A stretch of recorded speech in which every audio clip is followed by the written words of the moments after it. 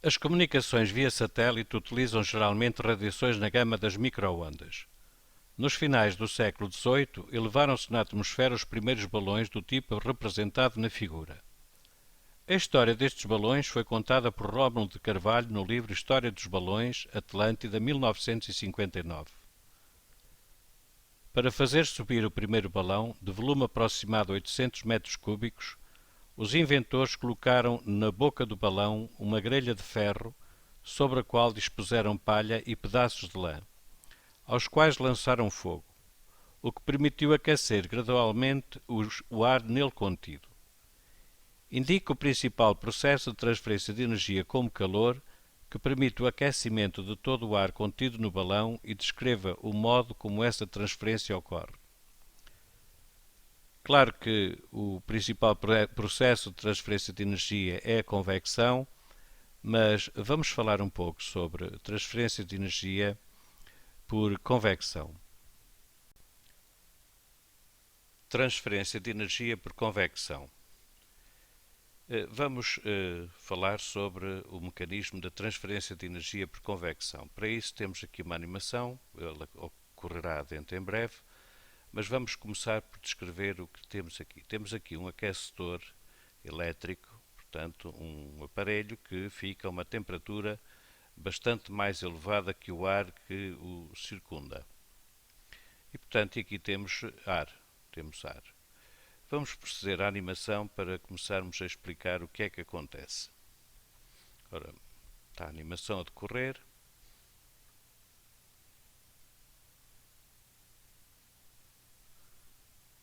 E vamos então começar a explicar o mecanismo de transferência de energia por convecção. Estando o aquecedor elétrico a uma temperatura mais elevada que o ar circundante, o que é que vai acontecer? Vai acontecer transferência de energia para o ar circundante. Este ar que está aqui à volta torna-se menos denso. Ao tornar-se menos denso, o que é que vai acontecer? Sobe. Lembre-se, por exemplo, que os balões das crianças, quando são cheios com hélio, também sobem no ar normal, no ar que nós respiramos. E porquê? Porque o hélio é menos denso que o ar. Aqui, este ar, sendo aquecido, o que é que vai acontecer?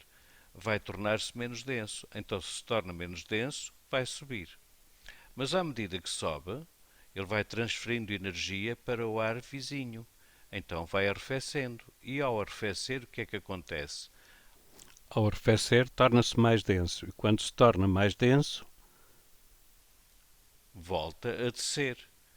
Voltando a descer, volta a encontrar a fonte de energia e, portanto, volta a aquecer, tornando-se menos denso e voltando a subir. Ora, é importante referir aqui que se formam aqui correntes contínuas e, portanto, o ar quente sobe, o ar frio, entretanto, vai aquecendo, ou seja, este é um processo que envolve transferência de matéria. As moléculas têm este movimento e neste processo elas vão aquecendo o ar do local onde estiver instalado este aquecedor elétrico. Convém referir, por oposição a este processo de transferência de energia por convecção, que na transferência de energia por condução não se verifica transporte de matéria. Enquanto que aqui sim, aqui há transporte de matéria. Visivelmente há transporte de matéria. Estas correntes de convecção são moléculas do ar que, ora sendo aqui, recebendo aqui energia térmica, o ar fica a uma temperatura mais elevada. Como sabemos, se o ar fica a uma temperatura mais elevada, fica menos denso. Se fica menos denso, sobe, mas à medida que sobe, vai transferindo energia para a sua vizinhança, por choques com outras moléculas do ar, por exemplo, e se fica mais frio, digamos, fica mais denso. E então, se fica mais denso, vai descer novamente. Vai descer novamente, até que volta a encontrar o aquecedor elétrico ou a fonte de energia e o processo repete-se, portanto, enquanto estiver ligada aqui a fonte de energia que faz com que a temperatura do ar aumente. É este basicamente o processo de transferência de energia por convecção. Ele está presente em muitos sítios, é muito fácil identificar este processo. Quando estiver próximo de um radiador elétrico, por exemplo, pegue numa folha de papel e coloque-a por cima, sem queimar, claro. Verificará que a folha de papel acusa a passagem do ar. Ou, por exemplo, quando se começa a aquecer um recipiente que tenha água, se nós colocarmos lá um corante no fundo do recipiente, nós verificaremos que esse corante começa a subir, porque, claro, que está a ser empurrado pelas moléculas de água.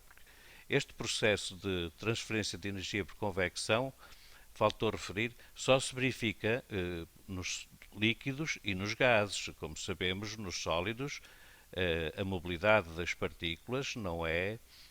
Eles não têm movimentos de translação, enquanto que nos líquidos e nos gases há a possibilidade de movimento de translação. E por isso é que nessas duas fases é possível haver transferência de energia por convecção. Num sólido isto seria impossível, não é? A menos que o sólido esteja fundido, mas aí lá estamos no estado líquido outra vez. Repare-se que está aqui anotado mesmo que é um fluido. Estamos agora em condições de poder falar mais seguramente sobre o processo de transferência de energia por convecção. Portanto, nesta região foi onde os cientistas ou os experimentadores colocaram a palha, aliás, a grelha de ferro e depois colocaram palha e pedaços de lã, incendiaram-nos e o que é que aconteceu? Aconteceu que houve aqui uma elevação de temperatura. Esta elevação de temperatura propagou-se ao ar circundante.